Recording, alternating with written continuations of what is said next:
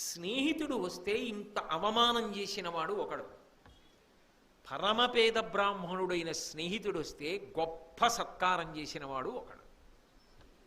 రెండోవాడు ఎవరు? శ్రీకృష్ణుడు. అదే కుచేలుడు వస్తే నిజానికి ఆయన ఒంటి మీద చిరుగు కనపడకుండా లేని బట్ట లేదు, అంటే చిరుగు దాచడానికి వీల్లేదు. అటువంటి బట్ట కట్టుకుని వస్తే ఎదురెళ్ళి తీసుకొచ్చి తన హంసతూలికా తల్పం మీద కూర్చోపెట్టి ఒంటికి చందనం రాసి విసినికర్ర పెట్టి విసిరి కాళ్ళ కింద పళ్ళెం పెట్టి, అలా చూస్తావేం రుక్మిణి, నీళ్లు పోయి నా బాల్య స్నేహితుడోయ్ అని కాళ్ళు కడిగి ఆ నీళ్లు తాను తల మీద చల్లుకుని ఆదిలక్ష్మి రుక్మిణీదేవి మీద చల్లి పక్కన కూర్చుని ముచ్చట్లాడి నాకేదో తేకుండా ఉండవులే అని ఇంత ఐశ్వర్యవంతుడు తడివి ఆయన సిగ్గుపడిపోతుంటే అటుకుల మూట విప్పి ఆయన ఒక్క